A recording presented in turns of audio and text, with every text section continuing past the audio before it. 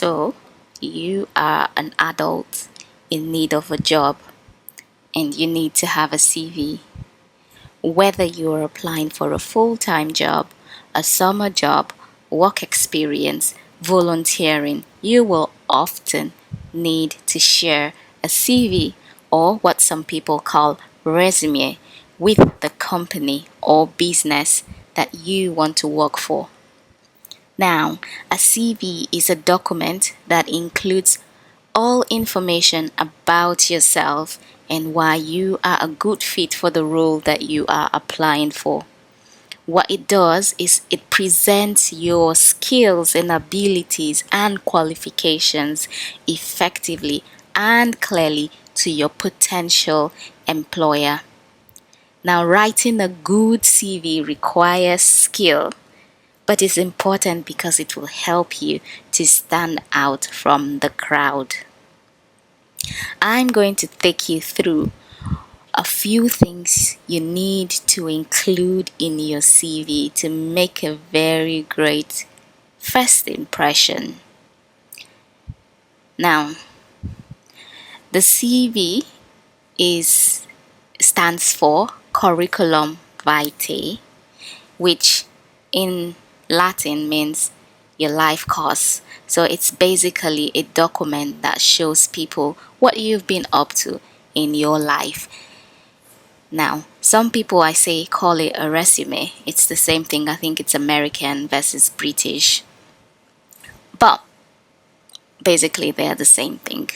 Now, your CV should include your name, your contact details, your personal profile, your key skills, your qualifications in education, your work experience, and references. Sometimes you may want to include your hobbies, things that you do outside of work, and other interests. Now, in terms of the personal information that you include in the CV, there is no need for you to include very personal information like your age, your date of birth, your nationality, whether you're married or single, whether you have children or not.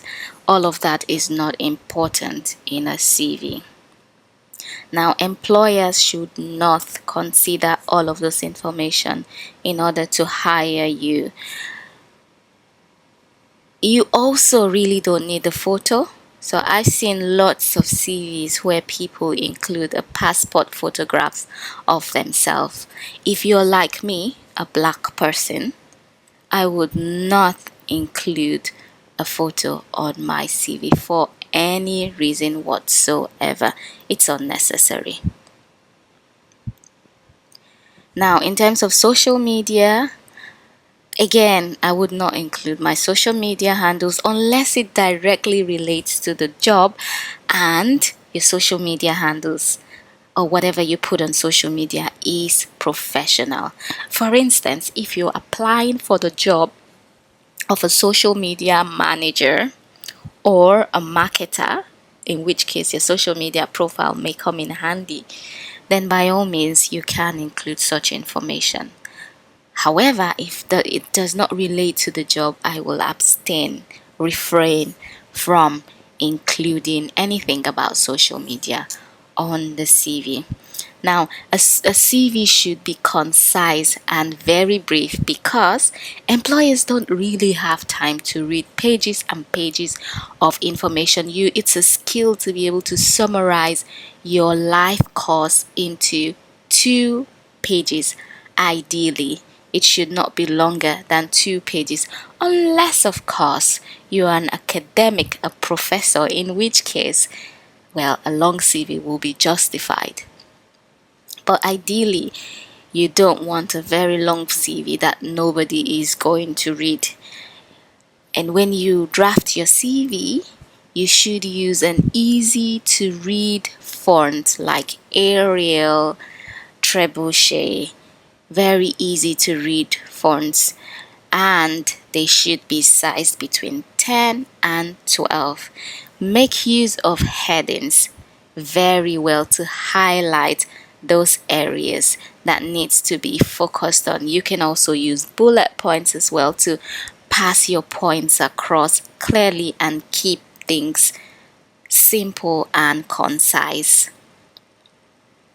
Use plain English, not too much technical jargons that nobody is going to understand, because if a potential employer does not understand what you're saying in your CV, then how would they consider you for the role? So I do hope that I've been able to summarize briefly what a CV should contain. I will go into more details in other videos to tell you how you should write your personal profile and how you should write this section about your skills and also your education and qualifications, and also how you should tailor your work experience section. Thank you for watching and see you soon.